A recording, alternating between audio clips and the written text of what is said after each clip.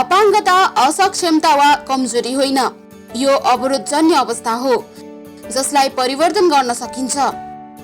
अपाङ्गता भएकै आधारमा कसैलाई मानव अधिकार, सेवा सुविधा र अवसरहरूमा विभेद गर्न पाइँदैन।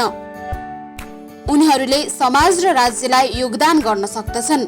अपाङ्गता अधिकार प्रवर्धनका लागि हाम्रो आवाज, हाम्रो अभियान।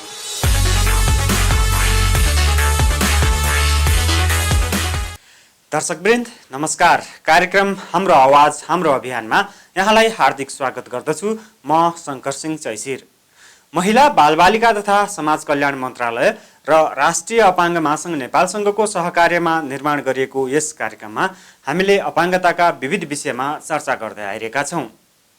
सबैका लागि पहुँचयुक्त संरचना कसरी बनाउन सकिन्छ भनेर राष्ट्रिय अपाङ्ग महासङ्घ नेपालले विभिन्न सङ्घ संस्थामा कार्यरत प्राविधिकहरूलाई तालिम दिँदै आइरहेको छ। के अब बन्ने संरचना सबैका लागि पहुँचयुक्त बन्न सक्ला त?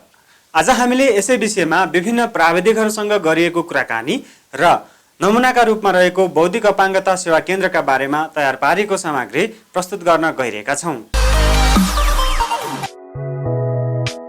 लामो समयदेखि राजनीतिक अन्योलतामा रुमलिरहेको हाम्रो देश 2072 मा संविधान निर्माण पश्चात पुनर्संरचनातर्फ अगाडि बढेको छ।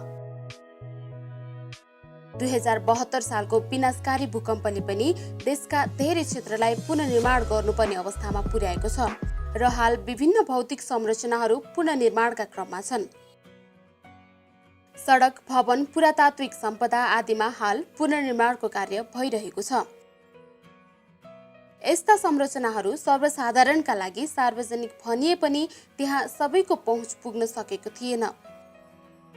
अपाङ्गता भएका व्यक्तिहरू र ज्येष्ठ नागरिकहरू यस्ता विभिन्न संरचनाहरूमा अवरोध बेहोर्दै आइरहेका छन्। के अब बन्ने संरचना सबैका लागि पहुँचयुक्त बन्लान् त? सार्वजनिक संरचनाहरू अपाङ्गता मैत्री बनाइनु पर्छ भनेर सरकारवाला समुदाय लामो समयदेखि यसको वकालतमा लागि परेका छन्। तर यो कुरा नियमकारी निकायले खासै ध्यान दिएको देखिँदैन। अपाङ्गता भएका व्यक्तिहरूको अधिकार सम्बन्धी अन्तर्राष्ट्रिय महासन्धि CRPT को नेपाल पक्ष राष्ट्र पनि हो। CRPT को धारा 9 मा स्पष्टसँग भौतिक संरचना तथा सञ्चारमा सबैको समान पहुँचको कुरा उल्लेख गरेको छ, जसमा अपाङ्गता भएका व्यक्तिहरूको पनि पहुँच सुनिश्चित गरिनु पर्दछ। यस्तै नेपाल सरकार मन्त्री परिषदको निर्णयबाट 2069 सालमा पहुँचयुक्त भौतिक संरचना तथा सञ्चार सेवा निर्देशिका पनि जारी गरिएको छ र उक्त निर्देशिकाले पनि सार्वजनिक संरचना अपाङ्गता मैत्री बनाइनु पर्ने उल्लेख गरेको छ। हाल निर्माणाधीन विभिन्न संरचना अपाङ्गता मैत्री बनेको नपाइएपछि राष्ट्रिय अपाङ्ग महासङ्घ नेपाल विभिन्न साझेदार निकायहरूसँग सहकार्य गरी निर्माणमा प्रत्यक्ष भूमिका रहने प्राविधिकहरूलाई विभिन्न प्रकारका तालिमहरू दिँदै आइरहेको छ। खास गरी निर्माणसँग सम्बन्धित विभिन्न निकायका इन्जिनियरहरूलाई निर्माण कार्यको डिजाइन नै कसरी सबैका लागि पहुँचयुक्त बनाउन सकिन्छ भन्ने विषयमा विभिन्न चरणमा तालिम सञ्चालन भइरहेको छ। यसैबीच गत साता महासङ्घले विभिन्न संस्थामा आबद्ध प्राविधिकहरूलाई अब बन्ने नयाँ भौतिक संरचना कस्तो बन्नुपर्छ भन्ने विषयमा तालिम दिएको छ। प्रायजसो प्राविधिकको जानकारीमा रहेको तर व्यवहारमा लागू नभएका कुराहरूलाई आत्मबोध गराउने प्रयास मात्र गरेको बताउनुहुन्छ यस तालिमका सहजकर्ता किशोर कुमार राणा। यसमा चाहिँ हाम्रो कस्तो छ भन्दाखेरि धेरै थोरै कुरा हामीलाई थाहा भएकै कुराहरू नै छ होइन। यसमा मोर अफ हाम्रो चाहिँ डिफ्रेन्ट गेम्सहरू, सेसन्सहरूबाट चाहिँ इन्टरेक्सन गरेर चाहिँ उहाँहरूलाई जस्ट रियलाइज गराउने मात्र हाम्रो कार्य भएको छ होइन।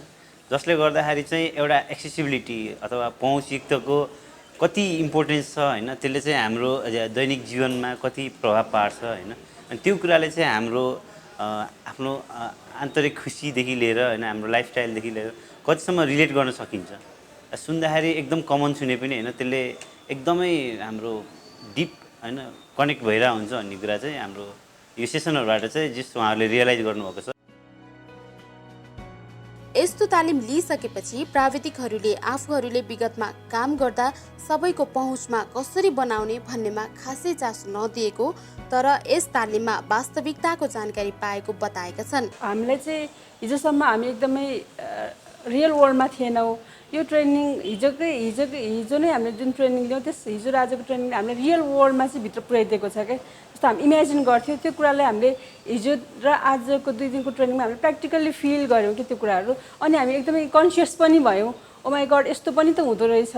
नर्मल्ली पिपुल भनेपछि हामी जे पनि सेक्रिफाइस गर्न सक्ने, तर त्यही कुरा डिसेबल पिपुलहरूको लागि हामीले फ्रेन्डली गर्न नसक्ने। हुन त अब अहिले त अवेरनेसको प्रोग्रामहरू पनि धेरै आइरहेछ, बाल मैत्री हुनुपर्छ भनेको छ, अपाङ्ग मैत्री पर्छ भनेको छ। तर कुन लेभलसम्म चाहिँ हामी अपाङ्ग मैत्री हुने त्यो कुराहरू माथिको लेभलबाट कसरी आइरहेछ, मिडियामा कसरी फोर्स भइरहेछ, अनि विदेशमा कसरी त्यो कुराहरूलाई प्र्याक्टिस भइरहेछ, कसरी उहाँहरूको लाइफ इजी भइरहेछ भन्ने कुराहरू चाहिँ हिजो र आजको उसमा चाहिँ बढी हुन्छ नि रियलिस्टिक वर्ल्डमा चाहिँ हामी बढी नै भित्र छिर्यौँ जस्तो चाहिँ मलाई फिल भयो। अनि यो ट्रेनिङले चाहिँ सायदै हाम्रो आँखा खुलेको हो कि पहिला अब स्ट्रक्चर बनाउँदाखेरि होइन, जस्तो म मेरै आफ्नै विभागको कुरा गर्छु है। अब कमर्सियल बिल्डिङहरू आउँछ, स्कुल आउँछ, मलहरू आउँछ, सबैको नक्सा आउँछ होइन। नक्सा चेक गरिन्छ। हामी चाहिँ अब यो भर्खरै 72 सालको भूकम्प गयो नि, स्ट्रक्चर पार्ट मात्रै हेऱ्यो क्या, यो सेफ छ कि छैन, स्ट्रक्चरली सेफ छ कि छैन होइन, एसेसिबिलिटीको हिसाबले हेरेनौँ होइन, त्यति जाँदैन क्या ध्यान। अनि अब जस्तै अब त्यसको प्लिन्थ लेभल, ग्राउन्ड लेभलबाट प्लिन्थ लेभल कति हुनुपर्छ होइन, स्टेप चढ्दाखेरि ऱ्याम्पको जुन ऱ्याम्प त राखिन्छ, ऱ्याम्प एउटा ऱ्याम्प राख्ने भन्ने त्यो स्लोपको कुरा थिएन होइन, यो गाइडलाइन्सलाई मजाले हेरिएको थिएन क्या। अनि यी सब कुराहरू चाहिँ फरक पऱ्यो क्या। अनि अब यो पढ्दै गएपछि यो अहिले आजको जुन हामीले यो ट्रेनिङ लियो नि होइन, त्यसपछि चाहिँ अब यी कुराहरू विचार गर्नुपर्ने होइन। अब त्यो ऱ्याम्प भयो, अब ब्रेल ल्याङ्ग्वेज भयो, के हुन्छ होइन, सबै कुराहरू। मैले चाहिँ धेरै कुरा चेन्ज पाएँ होइन। जस्तै के कुरा रियलाइज गरेँ होइन, मलाई थाहा छ कि धेरै कुरा होइन, तर पनि मैले चाहिँ रियलाइज गरेको रहन्छु कि थाहा छ त्यो। अब जस्तै सिम्पल कुरा जस्तै ऱ्याम्प राख्यो भने हामीलाई नै, अब म पनि भोलि पर्सि एजमा जाउँला, बुढेसकालमा जाउँला होइन। अनि त्यो टाइममा चाहिँ अब एउटा ऱ्याम्प भयो भने मेरो घरमा अब एन्ट्री 2टा छ होइन, एउटामा स्टेयर छ भने एउटा जुन अर्को छ त्यसमा मैले ऱ्याम्प राख्न सक्थेँ नि त, तर मैले त्यहाँ राखेको छैन नि त। हो त्यस्तो कुरा, सिम्पल सानो कुरा। अब मटेरियल्सहरू कस्तो, अब हामी आजकलको जमानामा टाइल एकदम राम्रो बनाउनु पर्छ भने, तर राम्रो सँगसँगै हामीले लाइक सस्टेनेबल पनि सबैलाई हुने खालको गर्नलाई भोलिपर्सि हामीलाई नै गाह्रो हुने खालको नगरिकन त्यसलाई लो कस्टमा नै गर्न सकिन्छ। प्लस डिसेबिलिटी भनेको चाहिँ बाटोमा हिँड्दाखेरि ब्लाइन्ड जो देख्न स्टिक लिएर हिँड्नु भएको हुन्छ उहाँहरू मात्रै होइन होइन, हामी त्यो होचापुटका उहाँहरू पनि हुनुहुन्छ। अब कोही चाहिँ अब जस्तै हेर्दाखेरि नर्मल हुनुहुन्छ तर डिफ हुनुहुन्छ, हामी चाहिँ उहाँहरूलाई केयर गर्दैनौँ। क्राउडमा हिँड्दाखेरि धकेल्दै हिँड्छौँ होइन, कसैको एउटा पार्ट एफेक्ट भएको होला होइन। अब हिँड्दाखेरि को ठिकै त छ भन्ने हिँडिरहेको हुन्छ। हो त्यस्तो कुराहरू केयर गर्नुपर्छ, सानो कुरा जो आफूलाई थाहा छ तर मैले चाहिँ लाइफमा त्यो इम्प्लिमेन्ट गरेको छैन, त्यो चाहिँ इम्प्लिमेन्ट गर्नुपर्छ है। अब गर्न स्टार्ट गरिहाल्नुपर्छ है भन्ने कुरा चाहिँ यो रियलाइज गरायो मलाई त्यो कुराहरू चाहिँ। पहिला चाहिँ हामीले जे काम गर्दाखेरि पनि भनिन्छ नि नपरिकन केही पनि भोगिँदैन, केही पनि जानिँदैन भनेर, परेर सिकिन्छ भनेर। त्यस्तै यहाँ आएपछि चाहिँ के फिल भयो भन्दाखेरि हामीलाई त जो अहिलेकोमा पनि हामीलाई त गाह्रो हुन्छ भने अब अलिकति डिसेबिलिटिज भएको मान्छे झन् अझै बढी गाह्रो हुन्छ। त्यो कुरा चाहिँ फिल भएको छ। अब चाहिँ ती चिजहरूलाई पनि हामीले ध्यान आकर्षण गरेर चाहिँ डिजाइनहरू गर्नुपर्छ, उहाँलाई सजिलो हुने गर्दा त्यो सजिलो चाहिँ उहाँलाई मात्र नभइकन सबैजना चाहिँ सजिलो हुन्छ भनेर चाहिँ त्यो चाहिँ ज्ञान पाइयो। यो तालिम लिइसकेपछि प्राविधिकहरूले प्रतिबद्धता जनाएका छन् कि अबको दिनमा आआफ्नो ठाउँबाट निर्माण गरिने हरेक भौतिक संरचना सबैका लागि प्रयोग गर्न सकिने बनाउनेछौँ।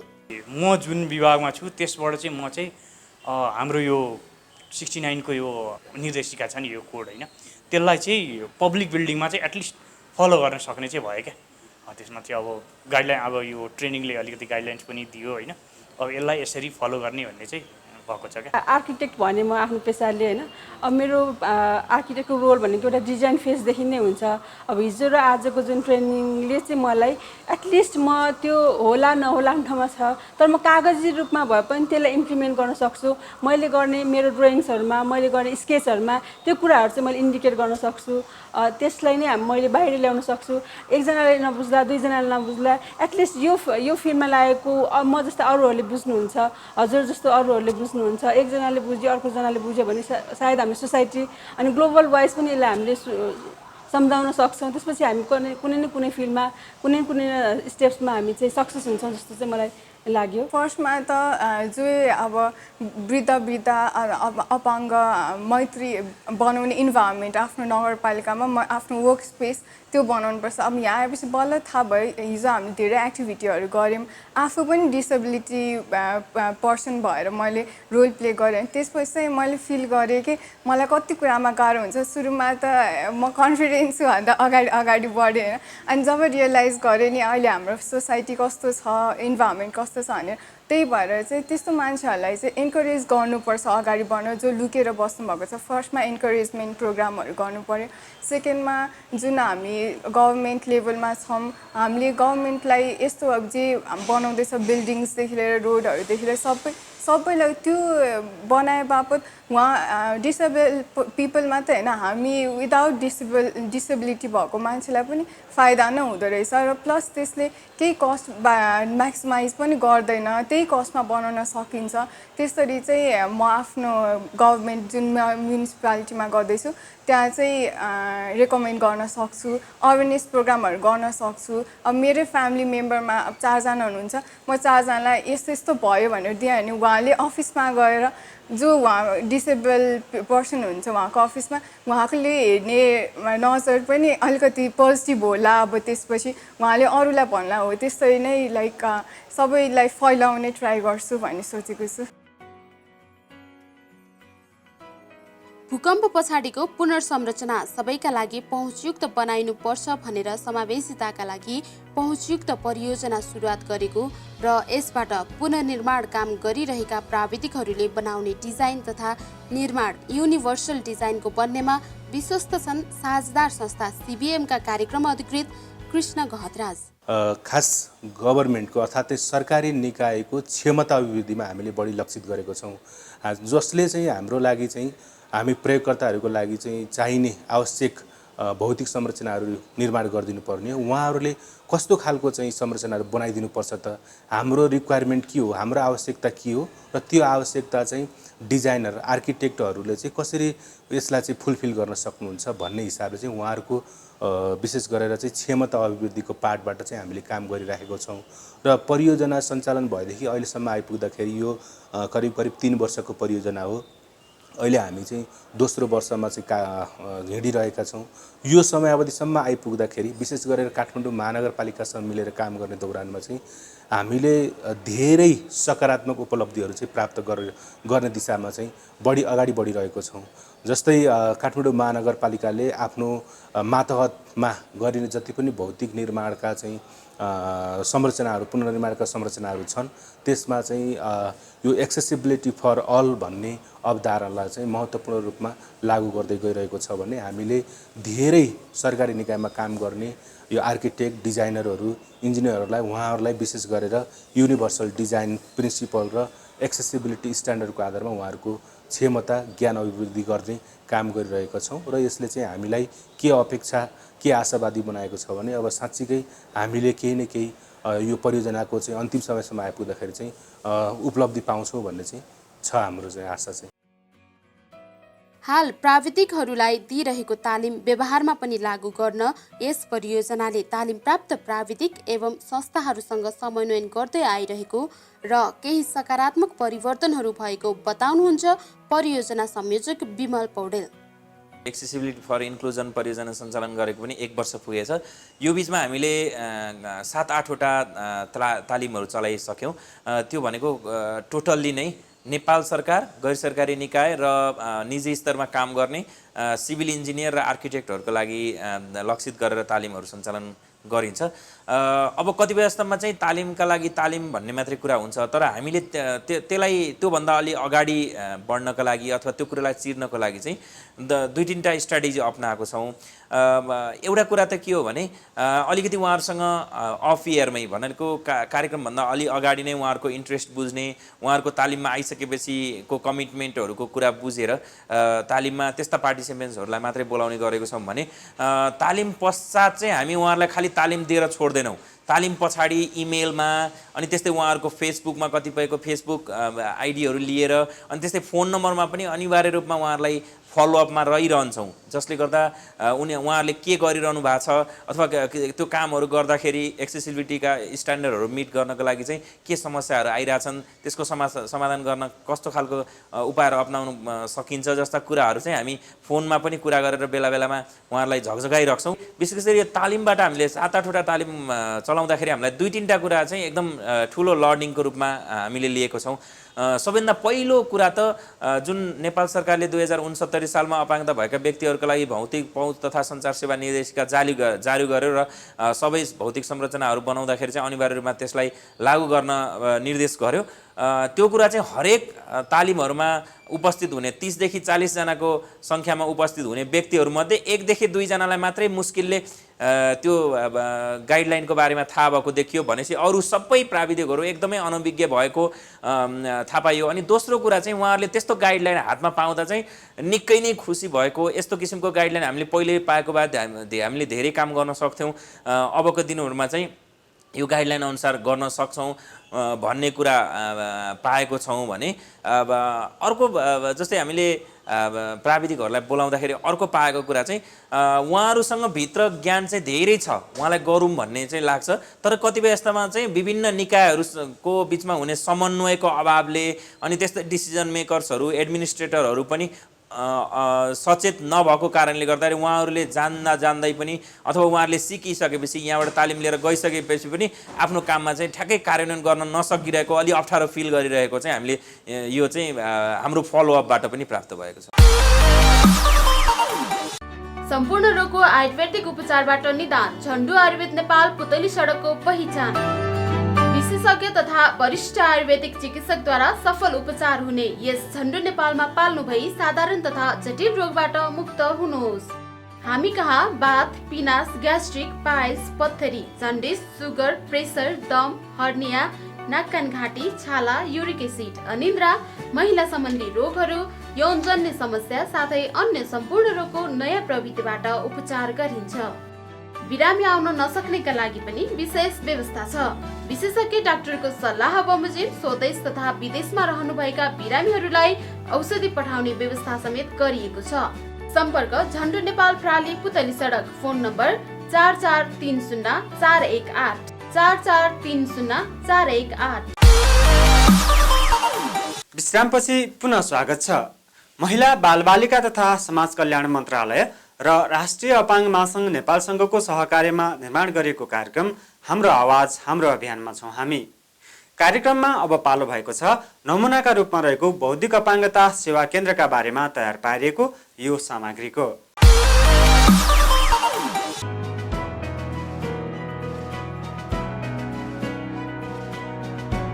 रामनारायण श्रेष्ठ एकजना अभिभावक। उनले 2061 सालमा एउटा सपना देखेका थिए कि एउटा सुविधा सम्पन्न दिवा सेवा केन्द्र सञ्चालन गर्न सकियो भने यहाँका बौद्धिक अपाङ्गता भएका बालबालिकाहरूले पनि केही सिक्न सक्थे भनेर। स्कुलको स्थापना गर्नुभन्दा अगाडि म एउटा स्कुलमा टिचरको रूपमा काम गर्थेँ। 10-15 वर्ष काम गरेँ र त्यो स्कुलमा चाहिँ 15 वर्षको एज पुरा भएपछि यसको छोड्नुपर्ने अवस्था थियो। त्यही भएर केही गर्न सकिन्छ कि भनेर 61 सालमा एउटा घर भाडामा लिएर 4-5 जना बच्चा अनि 2 जना टिचर एउटा आएर राखेर चाहिँ मैले सुरु गरेँ 61 सालमा। उनको दिनरातको मेहनतले आज उनको सपनाले सार्थकता पाएको छ। बिहानको 10 बजेदेखि करिब 4 बजेसम्म यी बालबालिकाहरू यस केन्द्रमा विभिन्न क्रियाकलापमा संलग्न हुन्छन्। अन्य विद्यालय जस्तै यहाँ पनि बिहानी प्रार्थनाबाट दिनको सुरुवात हुन्छ।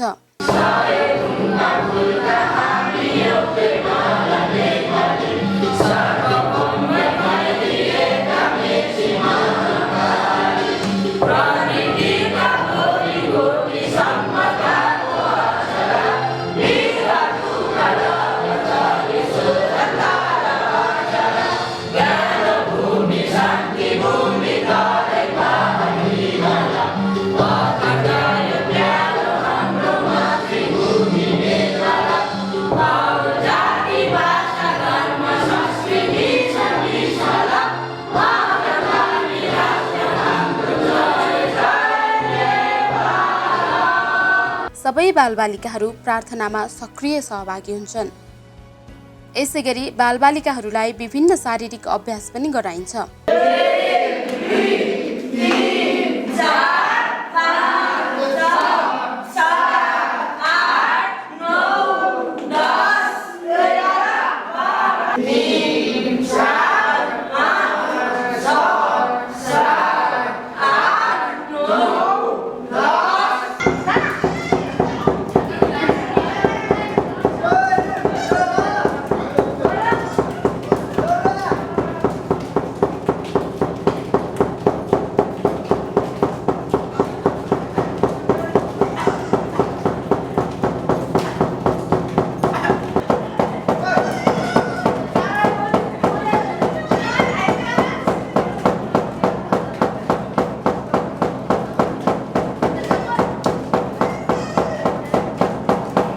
बौद्धिक अपाङ्गता भएका व्यक्तिहरू ढिलो सिक्ने र चाँडो बिर्सने स्वभावका हुन्छन्। यी बालबालिकाहरूलाई हरेक दिनको मौसम, उनीहरूले खाएका खानेकुरा, लगाएका लुगा कपडा आदि विभिन्न दैनिक क्रियाकलापसँग सम्बन्धित विषयहरूमा व्यावहारिक ज्ञान दिइन्छ।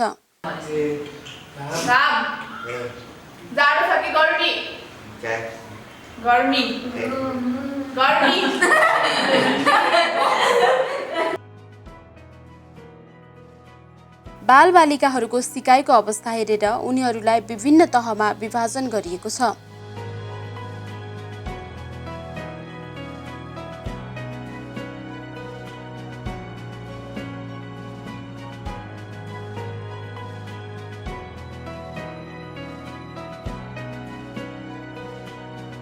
उनीहरूको क्षमताको मूल्याङ्कन गरी त्यही अनुसार शैक्षिक योजना बनाएको छ।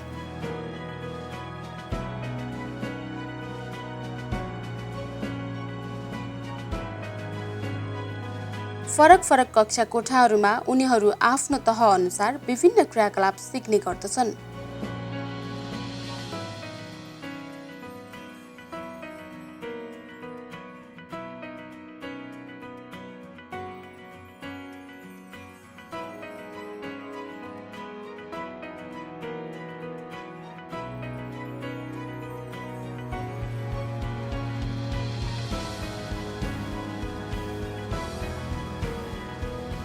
उनीहरूको सिकाइको तह बढ्दै गएपछि व्यावहारिक एवं सिपमूलक तालिम दिइन्छ। उनीहरूले आधारभूत कुराहरू सिकिसकेपछि यो व्यावहारिक सिप सिक्दैछन्।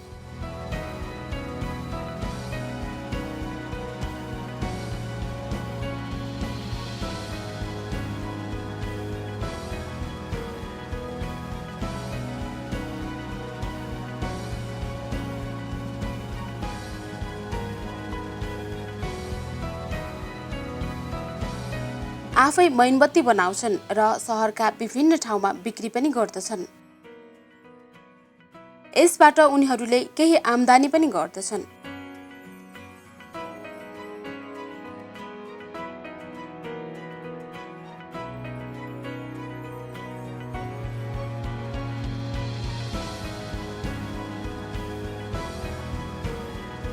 यहाँ यतिको व्यावहारिक ज्ञान सिकिसकेपछि उनीहरू कुनै अन्य ठाउँमा रोजगारी पनि गर्न सक्दछन्।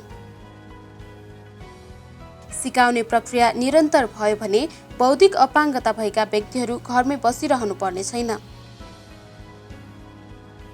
उनीहरू पनि विभिन्न काममा सहभागी भई आत्मनिर्भर बन्न सक्दछन्। यस्ता व्यक्तिहरूको क्षमता विकास तथा क्षमताको सही सदुपयोग गर्न सरकारले विशेष पहल गर्नु जरुरी छ। यस सेवा केन्द्रले अभिभावकहरूकै पहलमा जुन काम गर्न सफल भएको छ त्यो अवश्य पनि प्रशंसनीय छ र यस्ता सेवा केन्द्रहरू देशैभरि निर्माण हुन जरुरी छन्। हस् त आजका लागि हाम्रो कार्यक्रमको निर्धारित समय सकिन लागेको छ। यहाँलाई आजको अङ्क कस्तो लाग्यो सल्लाह सुझाव अवश्य पठाउनुहोला। आगामी साता अपाङ्गता सम्बन्धी फरक प्रसङ्ग लिएर उपस्थित हुने नै छौँ। तबसम्मका लागि म लगायत सम्पूर्ण युनिट बिदा चाहन्छौँ। नमस्कार।